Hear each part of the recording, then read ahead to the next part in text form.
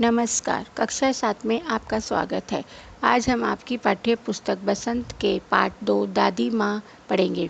इस कहानी के लेखक शिव प्रसाद सिंह ने अपनी दादी के साथ बिताए हुए उन दिनों का वर्णन किया है जब वे छोटे थे। बच्चों, दादी माँ की यादें बड़े होकर स्मृति पटल पर धीरे धीरे याद आती हैं, तब हम उन सब बातों को याद करके हंसते हैं। इस कहानी में लेखक ने अपनी उन्हीं यादों को संजोया है। तो चलिए हम पढ़ते हैं दादी माँ। कमजोरी ही है अपनी, पर सच तो यह है कि जरा सी कठिनाई पड़ते, बीसों गर्मी, बरसात और बसंत देखने के बाद भी मेरा मन सदा नहीं तो प्रायः अनमना सा हो जाता है। मेरे शुभचिंतक मित्र मुंह पर मुझे प्रसन्न करने के लिए आने वाली छुट्टियों की सूचना देते हैं और पीठ पीछे मुझे कमज़ोर और जरा सी प्रतिकूलता से घबराने वाला कहकर मेरा मजाक उड़ाते हैं। शरद की शीत किरणों के साथ स्वच्छ शीतल किसी भी धुंधली छाया नाच उठती है। मुझे लगता है जैसे क्वार के दिन आ गए हैं। गांव में चारों तरफ पानी ही पानी था। बच्चे उस पानी में छपाक छपाक करते जा रहे थे, जलाशय में नहाते थे। हर मौसम की अपनी अलग ही बात है। धूप से जगह जगह घासों के सड़ने से बदबू आ रही थी। आषाढ़ में आम और जामुन ना मिले, चिंता नहीं। अगहन में चिड़वा और गुड़ ना मिले, दुख नहीं। मैं भी उस गंधपूर्वक झाग भरे पानी में कूद पड़ा। नहाने से मैं बीमार हो गया। थोड़ा थोड़ा बुखार और सर दर्द मुझे अच्छा लगता था, पर ज्वर मीन्स बुखार तो बढ़ता ही गया। रजाई पर रजाई डाल दी, पर उतरा रात 12 बजे के बाद। दिन में मैं चादर लपेटे सोया था। दादी माँ आई, शायद नहाकर आई थी, उसी झाग वाले जल में। पतले दुबले स्नेह सने शरीर पर सफ़ेद किनारीहीन धोती, सफ़ेद बालों से टपकते हुए जलाशय की शीतलता। दिन रात चारपाई के पास बैठी रहती, कभी पंखा झलती, कभी जलते हुए हाथ पैर कपड़े से सहलाती, सर पर दालचीनी का लेप करती और 20 बार छूकर ज्वार का अनुमान करती। दादी माँ को गांव के 50 किस्मों की दवाइयों का नाम याद थे। गांव में कोई भी बीमार होता तो वही जाती थी। हर बीमारी का इलाज था उनके पास। उनकी आदत थी कि हर काम समय पर हो।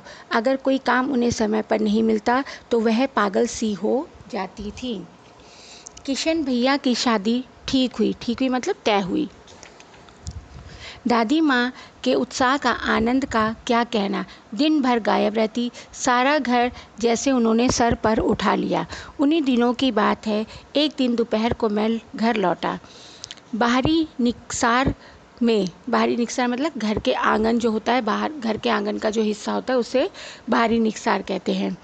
बाहरी निकसार में दादी माँ किसी पर बिगड़ रही थी। देखा, पास के कोने में दुबकी रामी की चाची खड़ी है।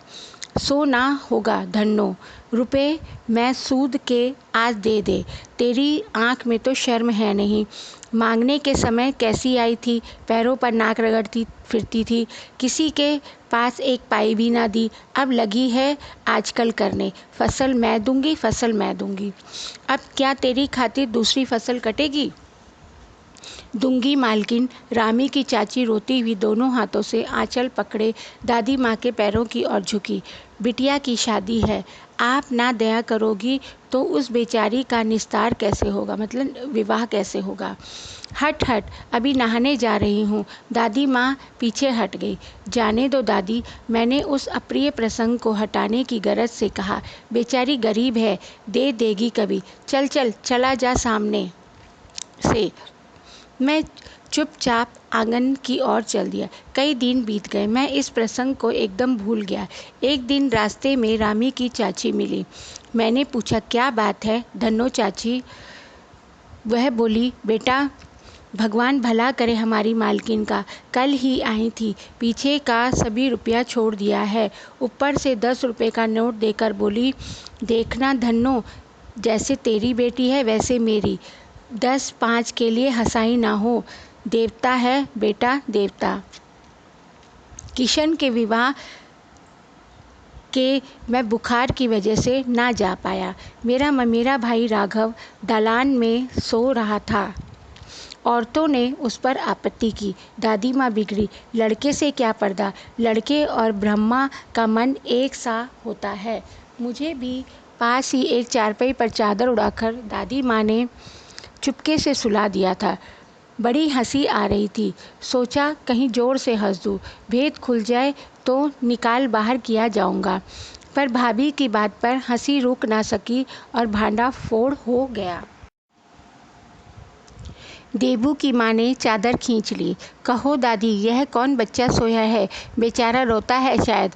दूध तो पिला दूँ? हाथापाई शुरू हुई। दादी माँ बिगड़ी। लड़के से क्यों लगती है? सुबह रास्ते में देबू की माँ मिली।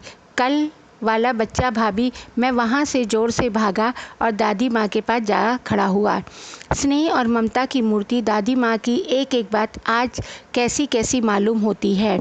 दादा की मृत्यु के बाद दादी माँ अक्सर उदास रहा करती थी। माघ के दिन थे। कड़ाके का जाड़ा पड़ रहा था। शाम को मैंने देखा दादी माँ गीली धोती पहने कोने वाले घर में एक संदूक पर दिया जलाए हाथ जोड़कर बैठी है। उनकी स्नेह कतार आँखों में मैंने आंसू कभी नहीं देखे थे। उन्होंने आंखें खोली। दादी माँ, मैंने धीरे से कहा, क्या है रे, तू यहाँ क्यों बैठा है? दादी माँ, एक बात पूछूं, बताओगी ना? मैंने उसकी स्नेहपूर्ण आँखों की ओर देखा। क्या है, पूछ। तुम रोती थी? दादी माँ मुस्कुराई। पागल, तूने अभी खाना भी नहीं खाया है ना? चल चल, धोती तो बदल लो दादी माँ। मैंने कहा, मुझे सर्दी गर्मी नहीं लगती बेटा। वे मुझे खींचती रसोई में ले गई। सुबह मैंने देखा चारपाई पर बैठे पिताजी और किशन भैया मन मारे कुछ सोच रहे हैं। दूसरा चारा ही क्या है, बाबू बोले। रुपया कोई देता नहीं, कितने के भी तो अभी पीछे ही बाकी हैं। वे रोने से हो गए। रोता क्यों है रे? दादी माँ ने उनका माथा सहलाते हुए कहा। मैं तो अभी हूँ ही। उन्होंने संदूक खोलकर एक चमकती सी चीज़ निकाली।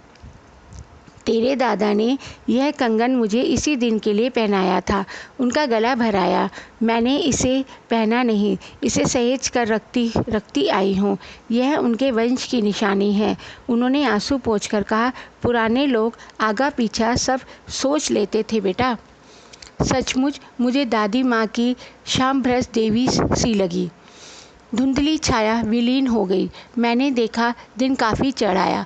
पास के लंबे खजूर के पेड़ से उड़कर एक कौवा अपनी घिनौनी काली पंखे फैलाकर मेरी खिड़की कर बैठ गया। हाथ में अब भी किशन भैया का पत्र कांप रहा है।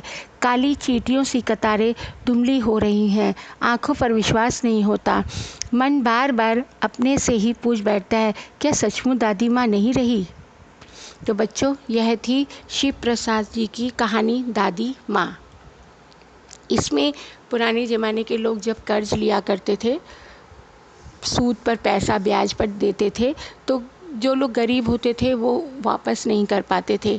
कई लोग आते थे, कुछ फसल दे जाते थे, कुछ सब्जियां दे जाते थे, पर पैसा नहीं लौटा पाते थे। तो दादी माँ ने किसी को कर्ज दिया था, उसकी बेटी की शादी थी, तो उन्होंने अपना वो सूद बेटी की वजह से माफ़ कर दिया था। धन्यवाद।